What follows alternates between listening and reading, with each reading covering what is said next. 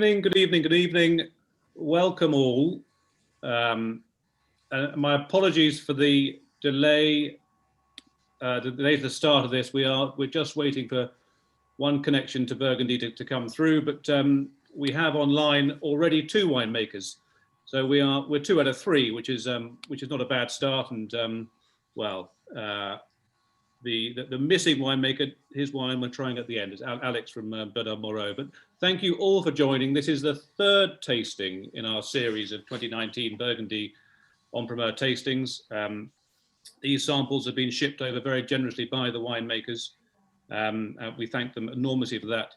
But most of all, we thank you all for joining, putting your hand up to come along to these tastings. So far, we've felt they've been a great success. The wines have showed really well. We are getting seriously excited about this vintage, both whites and reds. Obviously, tonight is all about the whites of Chassagne, a village that we here at Stannary are super excited about.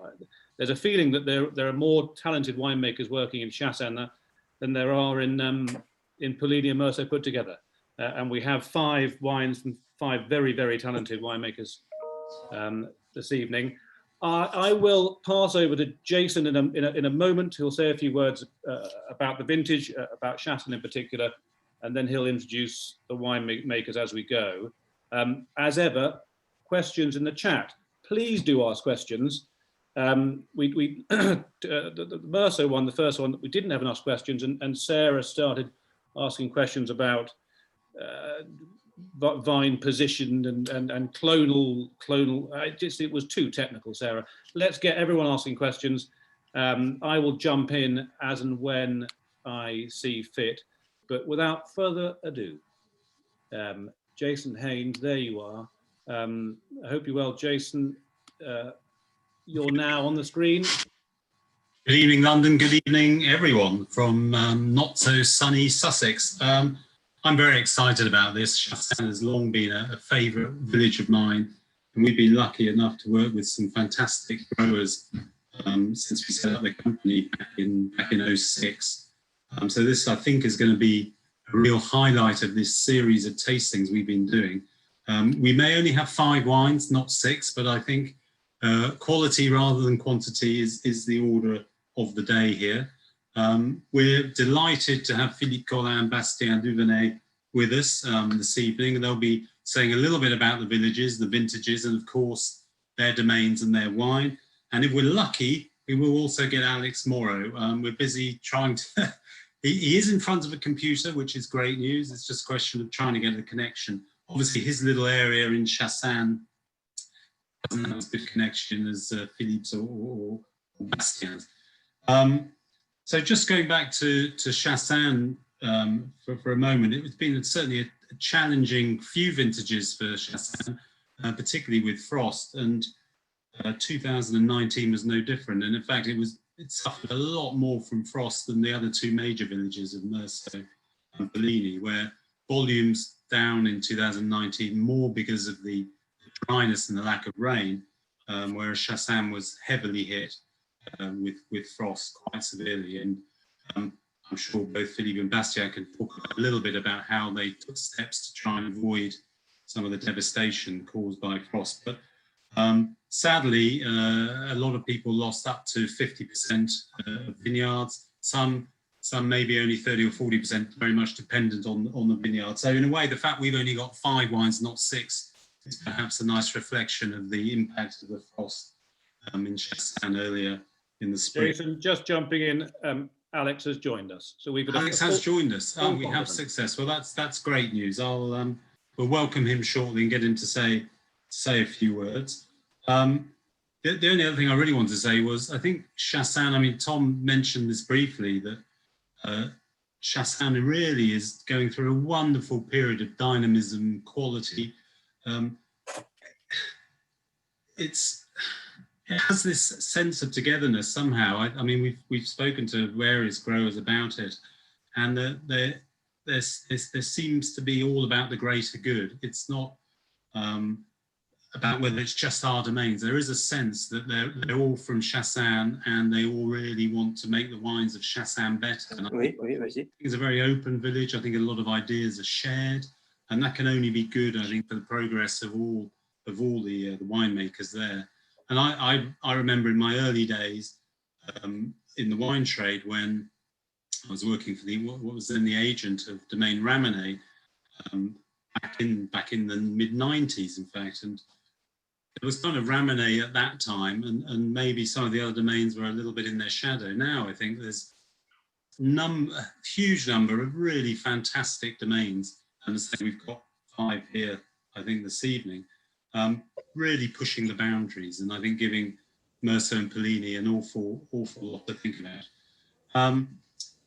If I could just say hello to Alex, is he there? Has he come through yet? Not yet. Okay. Well, let's start. We've got five wines this evening.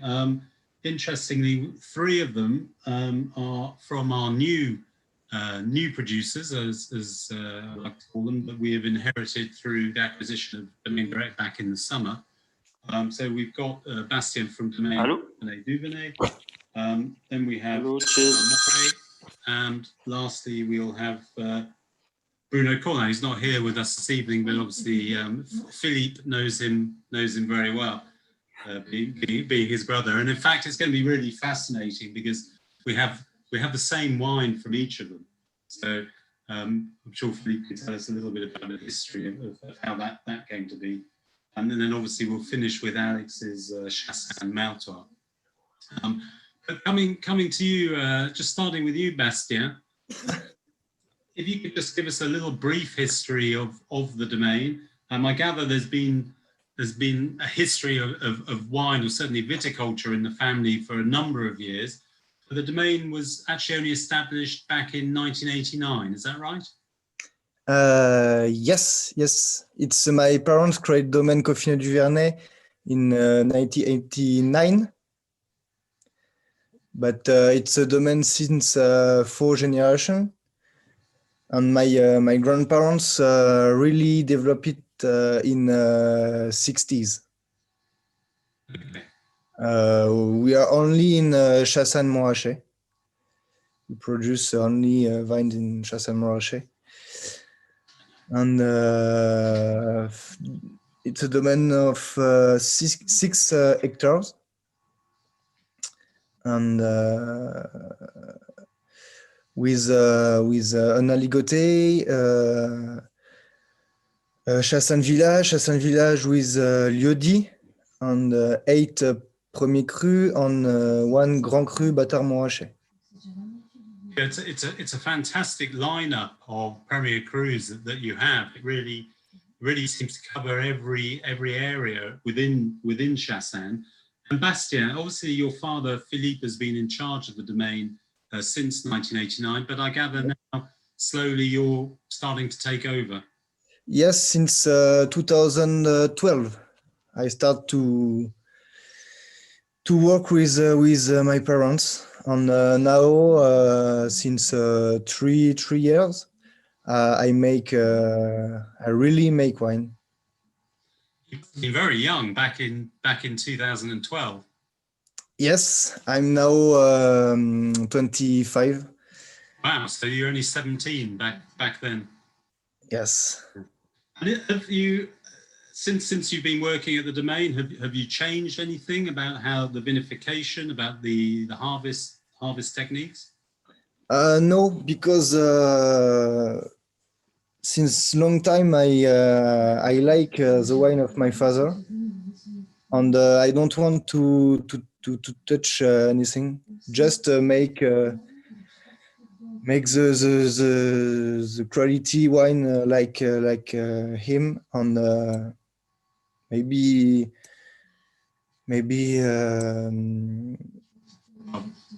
Why change if it's already very good? I think so. Yeah. And when did you start harvesting in 2019? And was it a difficult decision to choose the date of the harvest? Yes. I don't remember exactly the date. Maybe Philippe, you know, no?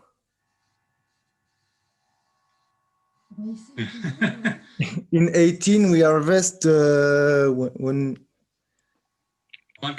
I know, I mean, I would imagine it was around the 9th of September, probably something like that. Yes, I think it's 6 for us. Yes, maybe. And yes, it's always difficult to choose a date Yeah. this year too. Yeah, absolutely. And presumably you have an order of vineyards that you harvest first and those that you harvest later? Yes, we always start with Dents de Chien. That's an amazing vineyard, and a very small one with not many producers. You must be excited to have Dents de Chien. And not many soil. It's just stone, and it's always the maturity is always ready before the rest.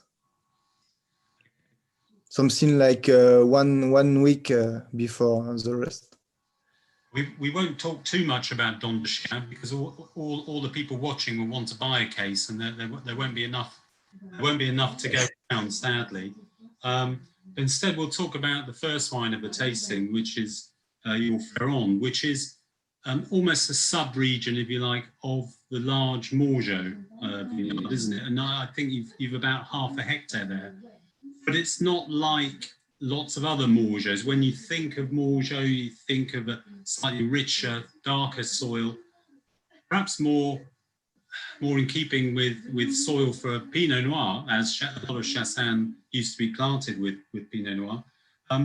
But the Fairendes part is a little bit higher up, just below Rouchotte, and is probably much better suited to Chardonnay. Is that right? I don't understand. Sorry. Moreau is a very big vineyard with quite a lot of rich clay soil. But Fairendes, which is part of Moreau, has much more limestone and is better suited for Chardonnay. Yes, it's the beginning of Moreau. Yeah. And it's a lot of limestone too. And I think he make a very fine wine for me. And this wine would stay in oak barrels for 12 months, presumably. Yes, 12 months on the minimum, because sometimes we less 16 months. For 2019, we less 16 months in barrels with 30% of new oak. What was the reason for the extra number of months in new oak? In oak. Why 16 months? Because every year we make a selection of cru, premier cru. They need more aging, more times for be okay for degustation, for put in bottle. And in 19 we decide Fairendes are okay for make more time of aging in barrel. Okay, and how obviously the big key to this vintage was really trying to balance the warmth of the vintage, the sunshine, and the lack of rain, and the small yields, the small rendement. How have you managed to keep the freshness in the wine? Because this has vibrant acidity. The pH is a good level, I think. Yes, we don't really know. Maybe the date of harvest was really good, and I don't know. We make anything more than usually.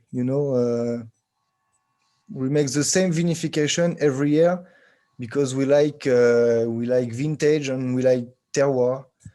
We make the same vinification for every Premier Cru on every village appellation. On every vintage, we make the same. And the wine is just vintage on terroir. How good a vintage do you think you and your father? How good a vintage do you think 2019 is? Do you think it's a great vintage? Sorry, I don't understand. Tu penses que le millésime 2019 c'est un millésime extraordinaire?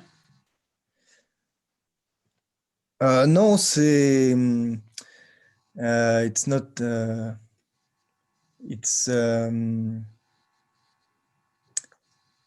atypique, but it's not a big millésime. But I don't know how to explain. But do you feel it will be a vintage that will age very well? I think so. Yes. Yeah. But for us, it's not a perfect vintage, but it's really good too.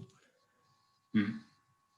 Yeah, I mean, I think for me, I think it's a really exciting vintage, and I think this is a really good example. It still has that lovely freshness, but an amazing intensity of fruit. Structure is very strong, and yet there's no sense of heat. A little bit of toast from the oak. You said about 30% new oak, but I think that's actually integrated with the fruit, and given time, that will dissipate really nicely. I think you get plenty of minerality coming through. It's clearly a really good part of Moreau. I think this is a really exciting wine, and bearing in mind the other crus that you have in the range, like Dom de Chien, for example, I think it's going to be very exciting when we get to offer those. Well, thank you for the moment, Bastien. We might come back to you a little bit later, but we're delighted to be able to taste this first wine. Before we speak to Philippe, I think Alex has appeared. Tom, is that right? Yes, we have Alex online. I can see his face asking to unmute, Alex. I'll just. Yeah, we're in. Can you hear me? Can you hear me? We can indeed, yes. Yeah. Can you? Yes. Okay. Yes. Okay. Yeah. All good. I can't see you, but I can hear you, and that's what counts. So good to have you along, Alex. Sorry. I can see. Ça marche. Salut. Sorry. No problem. Well, we've just tasted Bastien's Chassagne-Fairendes, and we're about to do Philippe Chaumées. But I wonder as well. I mean, I don't want to make you sound old, Alex, but you've been making wine for, I guess, 20 years, or was it 22 years? Officially 20 years, yes. Yeah. A bit more than that, but officially 20 years, yes. Well, you still look very young, so that's as does everybody. But of course. You will have seen a lot of changes in those 20 years, and obviously you will have worked alongside your father prior to that. Have you ever seen a vintage quite like 2019, where you've with the frost, the heat, the drought? It's been quite a challenge, hasn't it? Yes, exactly. It's a sort of vintage. Unfortunately, we start to get used to, because we've got now a few vintages in a row where we have pressure with potential of spring frost. Now it's what happened in 16, pressure in the 17, again in 19, 2020 we had again a morning where it was very scary. So I mean, spring frost was always been like that in Burgundy. It's always been. The problem is the date where we get the spring frost. Now the vegetation is much much in advance. So when we get spring frost now, it makes much, I would say, much more damage because the vineyard is already growing, and the problem is not the potential. It's not the spring frost. The problem is we've got a warm winter, and the vineyards start to grow too early in the season, and we are much more exposed with the spring frost potential. This is a problem. And after, the problem we've got is because the summer are more and more warm every year, and because vineyards start early, our grapes are exposed with a very high temperature and a lot of sunlight end of August. Because normally in Burgundy, we're supposed to pick the second half of September. And in the second half of September, we've got maybe 35 or 40 minutes less of light per day. And with the temperature normal. And when your grapes are nearly to get ripe, but you are end of August, the problem is your sugar level rise very, very fast and faster than a normal vintage. But what is normal now for Burgundy? Because again, we've got 15, 17, 18, and 19 and 20. Again, it's becoming like South Africa. Oui, voilà. So, but I think you understand why I bought an estate in South Africa now. You understand? Voilà. For the weather. For the weather. No, so exactly. But the problem is, so now we start to get used with that, and we want to be more ready to make sure we don't miss the right picking date. And personally, for the vintage 2019, I moved the picking date ahead 3 times. Normally, with the flowering, we're supposed to pick around the 12th of September. And finally, we started the 7th of September because of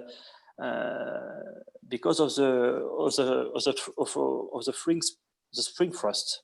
The crop was very, very limited in few areas, followed by a very difficult flowering when we had a lot of millerandage. So at the end of that, we had a lot of sun. So it means the sun makes the grapes riper faster than what we thought. And the sugar level rise very, very fast. And but one of the clues of this vintage, I believe, was to be ready on time and pick everything fast as you can. But after you have to be ready, you need the room, and it's not easy to manage this decision. And personally, for us, we are happy with the harvest, with the quality, because the number of bunches on vineyards was here, no problem with that, but tiny berries, tiny bunches, and small crop for village level, we were around 40, 42 hectoliters per hectare, and for Premier Cru, we were between 19 to 27. So it's like that, yeah. And if you compare that to 2018, which was obviously quite a generous vintage, I mean, you're about half, 40% down, maybe? Oui, exact, yeah.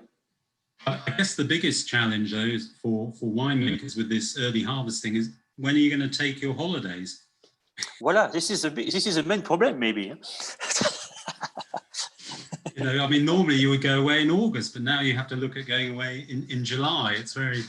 I remember that story you used to tell about your birthday falls, I think, in late September.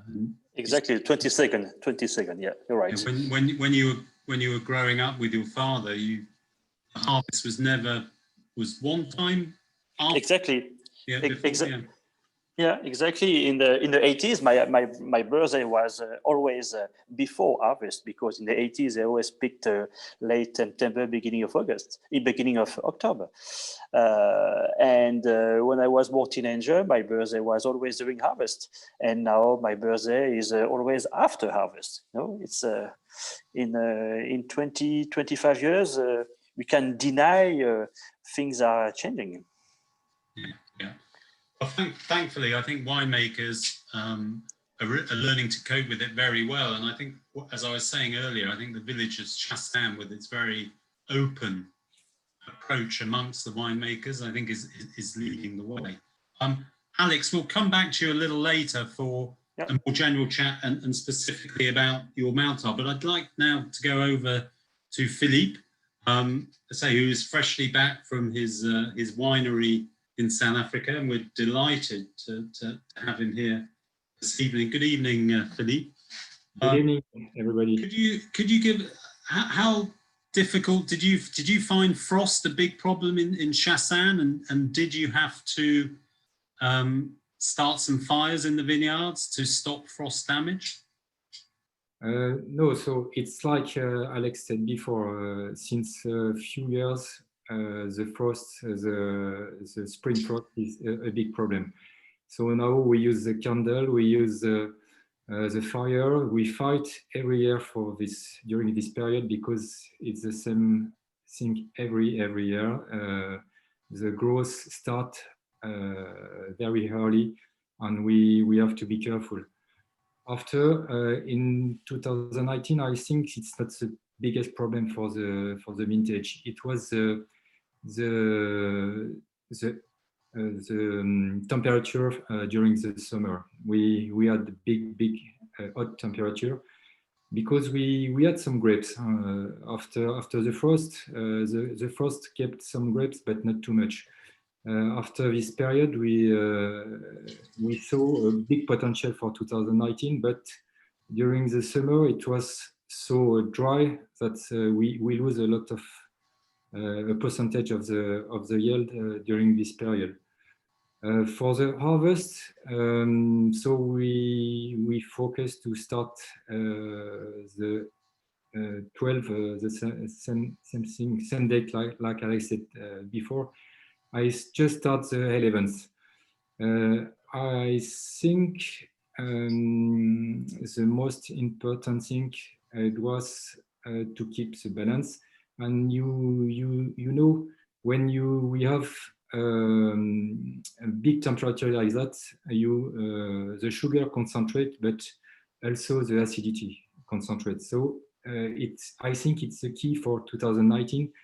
Both concentrate in the same time, and it's for that we still have the balance in the wine.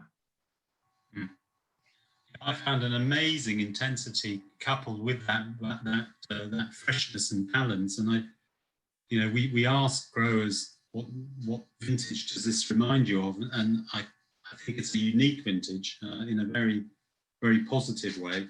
Just going back a little bit, Philippe, you just tell us, I mean, obviously the COLIN and also Morey, those two very well-known names in Chassagne.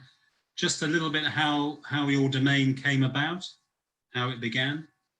For the story, yes, I worked with my parents and Bruno since the 90s. And after we split the estate in 2004, when my parents decided to retire, and they kept 3 parcels, and they really stopped in 2016. When they saw the big harvest we had in 16, they decided to give us what they have, because it was crazy in 16. After, so since 2014, we work in our way with Bruno. I think it's quite different, and we are happy to see that, because each personality can find his place on the wine. And I think you have a wine from Bruno, in the tasting after. That's right. We have the same vineyard actually as you, the Chaumées. Because presumably it was one parcel that was split in two. Are the vines next to each other? Yes. Everything was a split. No, so for myself, we grow 14 hectares in Chassagne. Most is Chardonnay, 70%. We also have 6 different trades, and it's very important. I would like to say that I know today tasting is for the white, but Chassagne is very recognized for the red too, and we fight to keep the two color and to want to make wine for the best varietal. There's only now in Chassagne only 40% is planted with Pinot Noir, but it used to be much higher. Yes, it was 55% maybe 20 years ago. But I guess with the higher yields of Chardonnay and also the higher prices, and some of the soil is perhaps better suited to Chardonnay as well. I can see why there's been more Chardonnay planted. Just while I think we've had a question in from Roy actually about the reds. Do you think it's as good a vintage for the reds as it is for the whites, or an even better vintage for your red wines? Yes, for you know, Pinot Noir like the high sugar level, so it's quite the case. But every year we have to wait for the red. And it was the case in 2019. We start with the Chardonnay like usually, and the Pinot like to mature and to have the hot temperature at the end. Like I said, Alex, before, it's different when you harvest in August and when you harvest end of September. You can sometimes increase the level of sugar of maybe 1.5 degree per week. So it's very important. And for me, we have to wait now for the Pinot Noir. 20 years ago, maybe we picked too earlier, and when the weather with the weather change, I think it's better and better for the red of Chassagne, because we have very ripe grapes, and to make a good wine, you have to have a ripe grapes every year.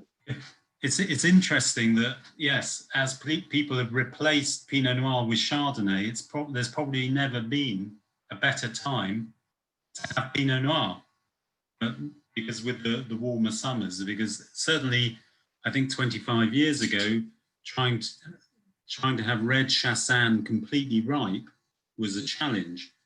But now, as you say, it comes very easily, and in a way, it's a great shame that we've lost some of the vineyards and they've been replanted to Chardonnay. So, tant pis, as you say. So just moving on to your wine, Philippe. So Chaumées is one of several Premier crus you have. Can you tell us just a little bit about the vineyard?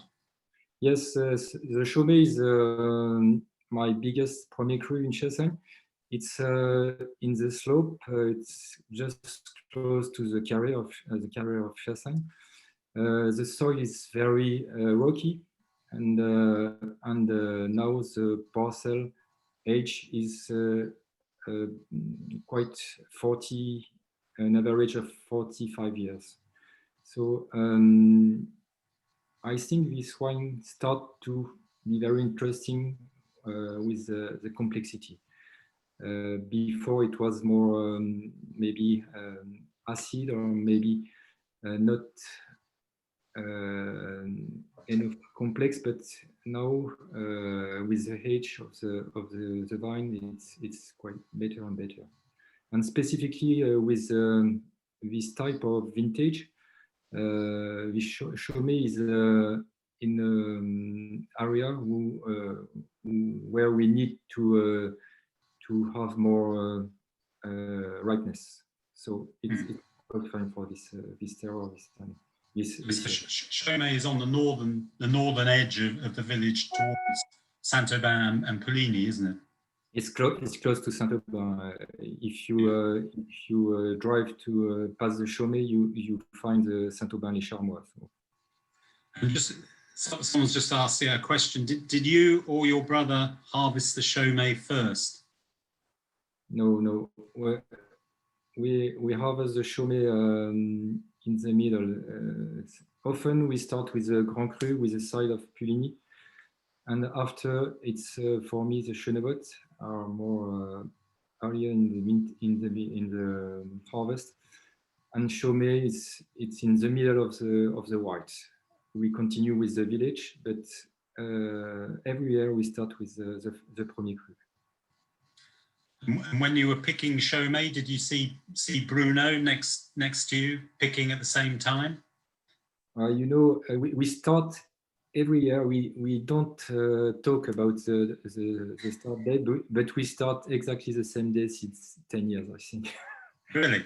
Yeah, it's crazy, but we start maybe one day later on, but it's exactly the same date. That's incredible. Something in the head. Yeah. And maybe the vineyard too, because the vineyard is quite the same. So the variety, the clone are the same, and it is planted the same year. So you see. And the amount of new oak on the Chaumées would be 25%, something like that. Yes, since usually it's 25%, 30%, depends on the vintage. We put more oak in 2019 because we bought too much barrels. We expected more wine, but so it's 30% for the 2019, and now we use a big percentage of big barrels. It's 450 liters on 500 liters. It's 80% of the cellar with the big barrels now. So you get perhaps less oak aroma and less oak taste, but you still get the same textural influence, and I guess, and the oxidation through the barrel. Do you think a wine like this will stay open after bottling, or do you think it will close down? No, it's really open right now, and I think it will stay like that. We have the good balance, the good acidity, and it will age very well, I think. And the very important for this type of vintage, you can drink it next year, in beginning of 2021. When it will be bottled, you can start to drink it, I think. Yeah, we haven't yet received the allocations from you. Should we be expecting a significant reduction, so 50% less this year, or not so bad? No, we just we lose a certain percentage depending of the area, but the allocation will be normal, I think, for the UK market. We are in a strange period, and I think we see right now the evolution of the market. I think the US market is very strange and very difficult for the moment. We saw a big interest and very regularity with the UK market. It's very important for us. And we see also a big interest in the north of Europe. I think the COVID will change the repartition and the allocation for the Chassagne-Montrachet in general. Great. Jason, jumping in for a second, just keeping an eye on time. I wonder Yeah. if we could taste Bruno's wine now, Yeah. whilst Philippe is on screen. Yeah, we're just going to change the order a little bit, Philippe, and have a look at Bruno's version of Chaumées, Yeah. Alongside yours. So Bruno again is a producer that has been working with Domaine Direct for some time and has joined the Stannary team since June, and we're delighted to have him. I think he has even more appellations than Philippe. I count I think 22 appellations, I believe, in 9 hectares, which is very Burgundian. But if you do the maths, that's less than 0.4 of a hectare per appellation. I think he's using around about the same amount of new oak as you, Philippe, around 25%. Whether like you, it had to increase slightly because there was a bit less wine in 2019. And obviously we know he harvested at the same time as yourself.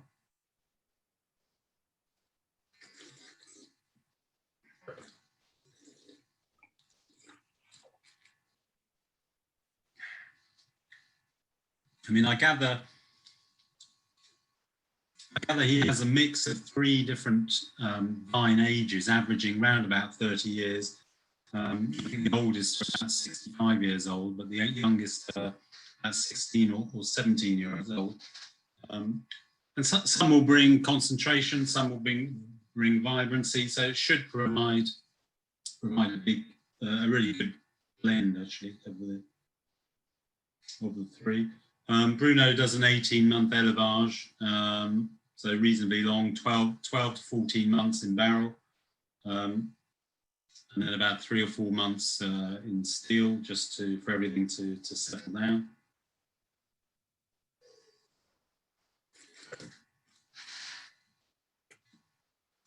I think for me the style is a little bit richer, just slightly heavier almost.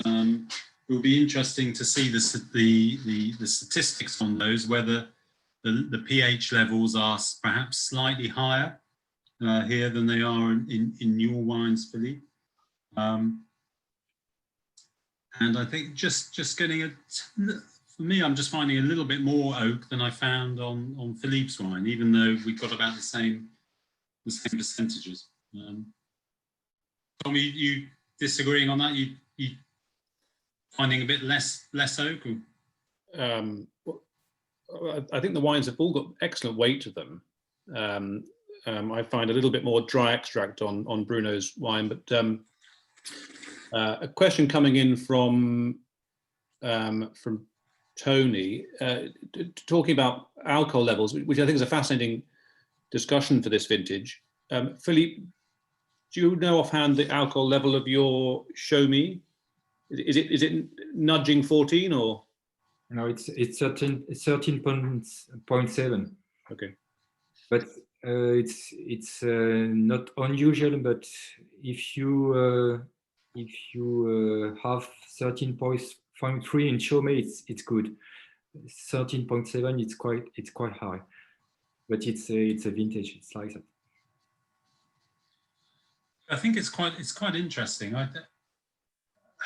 As I've been writing up my notes, I'm finding slightly bigger alcohols on the Meursaults than I am on the Chassagne, and I can't quite work out why, because it's slightly counterintuitive. Because in theory, Chassagne suffered more from a lack of wine, smaller rendements, and you would expect in that situation that, as Alex was explaining, the vines would come to maturation more quickly, and it would be very easy to have high sugar levels and higher alcohol than it was in Meursault, where yields were down, but nowhere near as low as they were in Chassagne. And actually, I find most Chassagnes that I've tasted have been below 14, and actually, when we taste Thomas Morey's, he's down at, I think, 13.2, but then he picked slightly earlier I think on the 6th of September. But it is fascinating, those two Chaumées together. It will be interesting to see how they age over the next 5 or 6 years. But I think there's little doubt that this is certainly a vintage where the white wine should age really, really well. You can't have that much dry extract and intensity and such a good pH and not expect to be looking really good in 15 or 20 years time, all things considered. So we touched on Thomas Morey there. Let's have a look at wine number, well, it was officially wine number 3, but wine number 4. So this is another domain that we've inherited from Domaine Direct, and obviously very, very excited to have it. So Thomas Morey set up the domain in 2006, and it was another family division, if you like.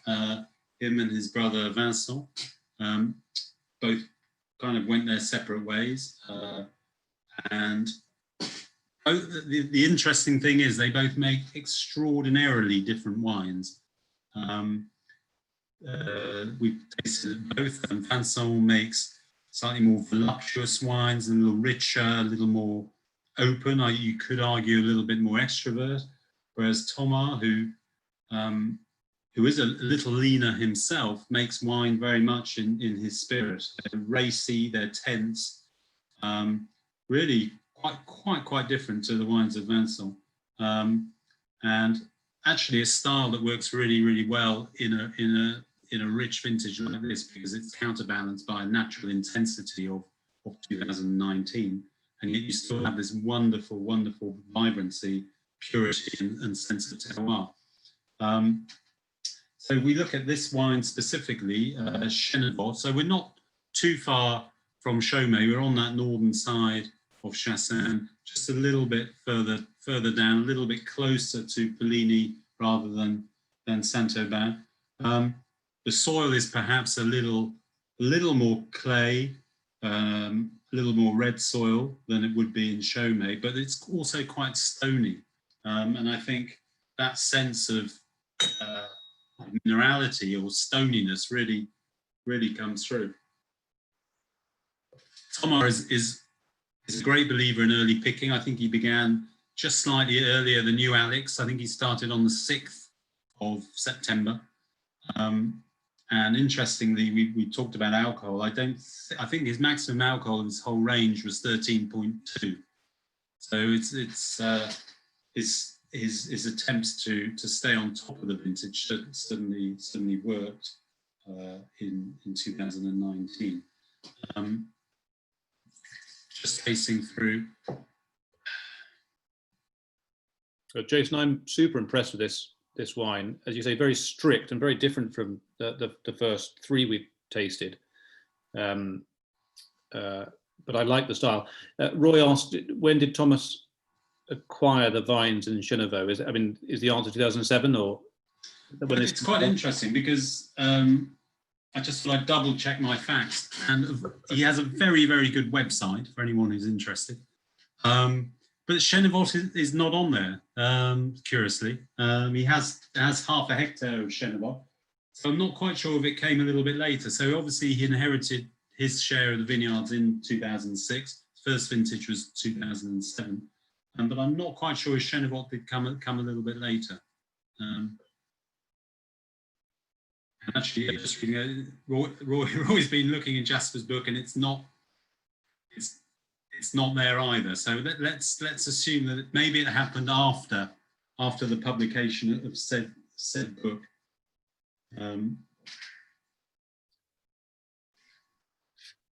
But yes, it's a very, very stony style, and I think you can tell it is quite early picked. He's gone for that tension and that purity and that sort of sapidity that we talked about a lot when we were tasting the Merceaus last week.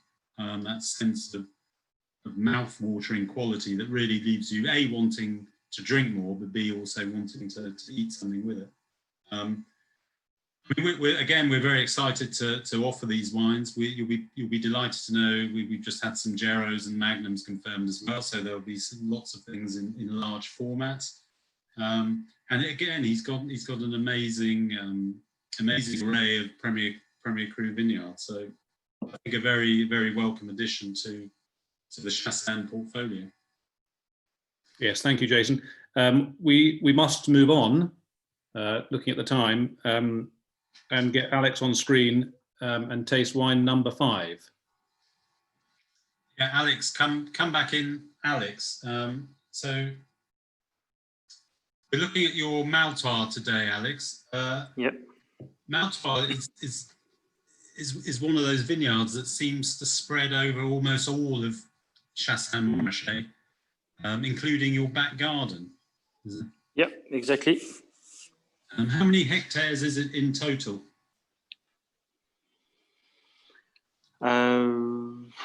I would say maybe between 12 and 15 hectares, probably, something like this.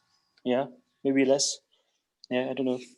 But as there are various different parcels all around the village, is there quite a lot of variation in the soil type?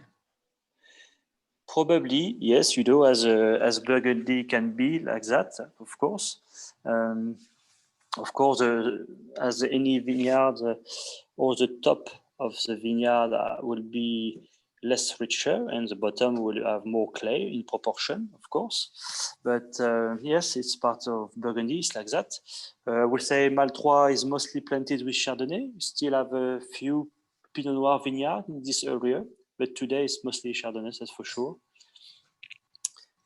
And so in Maltroie, for us, it's this terroir, I like to say that is testing this one in 2 steps, in fact. In Maltroie, for us, it's always on the Premier Cru where we get one of the liner and the fresher style in our range of Premier Cru. But it's always tested in 2 steps, pardon. The first, the approach, the attack seems to be round and generous, and it's got always a fresh and lean finish. If I remember, this one must finish around 13.1 of natural alcohol. And what you've got now in your glass, it's a tank sample. It's not bottle. It's still aging. And I see the bottling on this wine probably early next year. Is it your largest holding in Premier Cru? Oui, exact. Yeah. Yeah. In terms of the frost, was it badly affected? Not here. No. It's nothing to compare with the 2016. No. In a area like Maltroie, no frost. The damage for frost was more in a few areas of village. But you know, it was funny, if you can say that. It was strange in the frost for 19, because I think we, in some area, we underestimate the damage of the frost, because it was in the bud.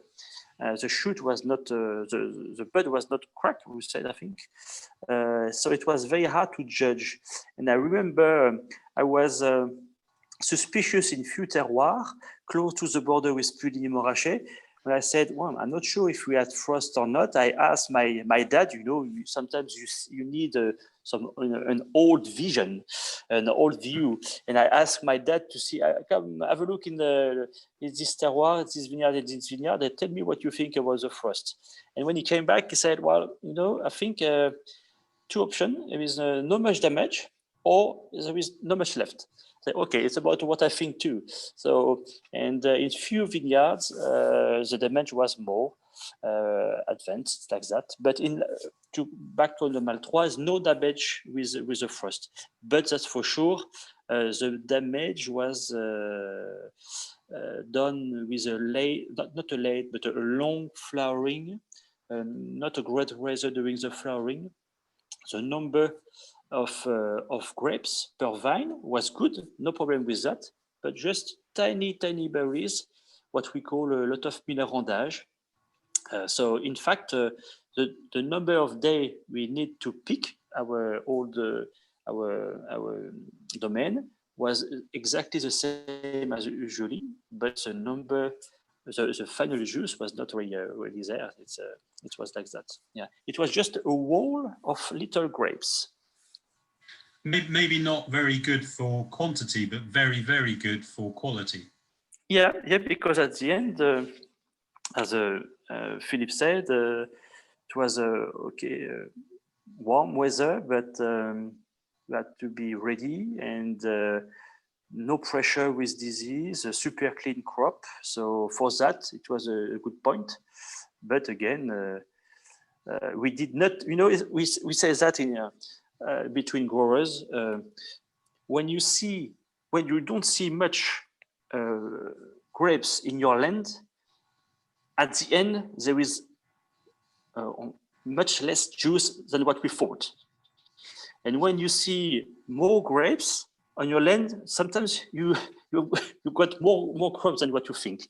And it's what happened in 19. They say, okay, we are going to make no much wine this year. And at the end, it was less than what we thought. Unfortunately, again, it was again true. So, in terms of this wine, how happy are you with the Maltroie? Well, I'm happy. It's got very much the style of what we love to make. It's fresh, lean,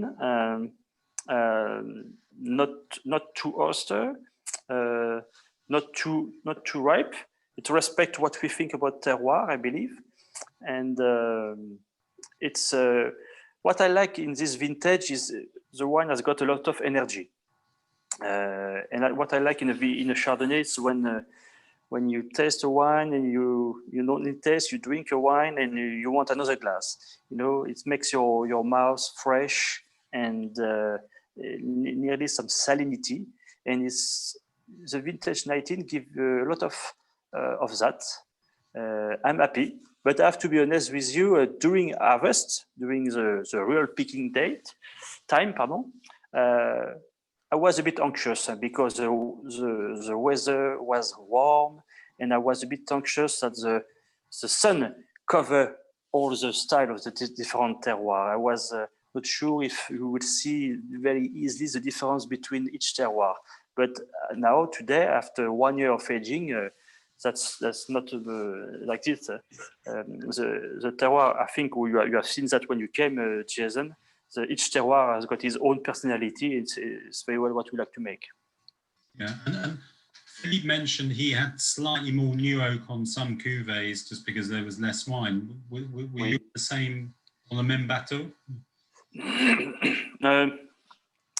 In 19, I did a little bit like what I did in 16. I bought less new oak and I managed much more with 1 year old barrel, in fact. And I managed to manage a lot of empty barrels during all the season to make sure I've got good barrels for the 2020. And it's what happened, because we have for Chardonnay we have got a decent crop for Chardonnay in 2020, which is not the case for Pinot Noir in general. Yeah, I mean, overall, what kind of losses have you in the Chassagne vineyards have you seen in 2019? I know, for instance, Kyre you make 3 barrels. I think you made 1 this year. Yes. Also, in general, I would say the average of the Domaine will be 40% down. Yeah. Yeah, that's going to make allocations difficult for you, and I guess difficult for Performance Sarah and us. Maybe put everything in half bottles. Maybe that will be. And how, in terms of, do you agree with Philippe and Bastien that this is a vintage that should age very well? I think so. There is nothing wrong with this vintage. They are balanced. They are not overripe. Good concentration. Clean crop. They were very, very stable with no sulfur during the aging. So no sign of comment dire en anglais, sensibility. No, they were not sensitive with the hair. So I don't see why they won't age. Concentration, clean. No, I like this vintage. Unfortunately, there is not much of it, but there is everything to make a good potential of wine aging. I don't see a problem in this vintage. But today, sometimes there is some vintages where you can make a comparison and you remind me this one or you remind me this one. I have to be honest, 19, I cannot compare with some other vintages I've seen in 20 years. I agree. I think it in that sense, it's very unique. But the more I taste, I mean, when we first went out there in July and started tasting, wasn't quite sure what I was going to think about the wines. Whether they were going to be too rich and too powerful. And then after July, and then again in October and November, I came back thinking these wines are amazing. But you're right; they're like no other vintage, and I think we just have to enjoy them for what they are. They're just incredibly intense. And I think you mentioned terroir. That comes across very, very well. There are some wines with a little bit more power and a little bit more alcohol, but it really does not show. What does show is the purity of fruit and the concentration. And so for me, I think it's, let's say, the more I taste, the more I love it. Just to wrap up, if just one quick word though, Alex, because one or two people have mentioned about reds, and we touched on red wine with Philippe. I know you're a big fan of the red wines that you make, like La Cardeuse, for example. How good are the reds? Sorry, say again. How good are the red wines in for you in 19? I mean, for what we have done, I would say the Pinot 19 are much more Burgundian style than 18, where 18, of course, larger crop 18, but I would say they are much more on a darker fruit. The 18, which this is the 19 will be much more on the red fruit, more Pinot Noir flavor for what I think. Actually, I'm going to do the bottling on my Premier Cru Cardeuse and Chassagne Village Red actually tomorrow and Thursday. They are ready to go. The red for us, the malolactic fermentation was done super early. I have no idea why it was like that. It was done by October. So October, we are now in November, so it's 1 month after the malolactic fermentation, and I thought the wine was ready to go, and this is why we did a quick soft racking and bottling tomorrow and Thursday. No fining, no filtration, like I do now for 20 years. So then you can relax in time for Christmas. Well, I take my vacation because no vacation for summer. So. And one very last question before I hand back to Tom. I know you're a big fan of going to restaurants. Are all the restaurants in Beaune back open again now? Are you out of lockdown? No? Lockdown, but my wife, she's a good cook, so I cannot complain. Well, I think that's a perfect note to hand back to you, Tom, and just sort of wrap up a few logistical details. But Alex, Philippe, Bastien, thank you so much. That was great to have you here, and thank you for your wonderful insight into this great vintage. Tom. Thank you, Jason. Well, that's got me thinking about restaurants. Well, perhaps Philippe, Alex, and Bastien don't know that we're out of lockdown on the main part from tomorrow. Well, I'm looking forward to getting back into restaurants. It's a lot of fun doing these tastings over Zoom, and thank you all so much for joining. It's nice to sit here in my slippers and taste the 19s. I'd much prefer to be doing it in person with all of you, and I'd much prefer to be doing it over a good meal. Our favourite restaurant, Cabot, which we support, obviously back open tomorrow, and Garrett will be running the show there. Please support the restaurants, everyone. Get out there and buy a good bottle off the list, buy a great bottle of Chassagne off the list. Please do. If you can't get in at Cabot, well, try Black Books, which is Garrett's Garrett's Place in Soho, which is just got the best one of the best lists in town. But back to Chassagne. What a wonderful lineup this evening.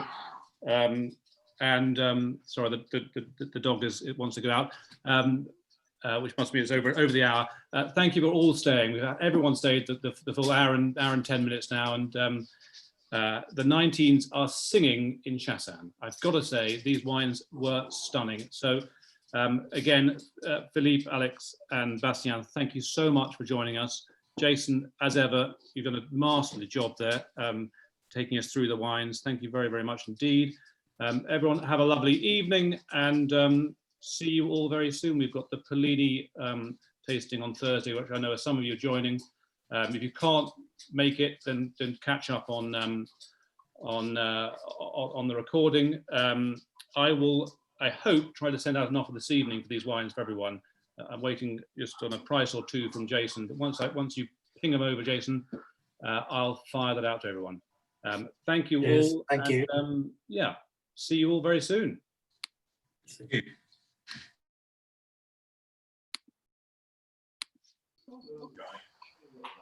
Bye-bye, Alex. Bye-bye, Jason. Well, thank you very much. That was fantastic. Brilliant. Thank you. Good evening. Thank you. Thank you. Very good. Thank you, guys. Thank you. Thank you all.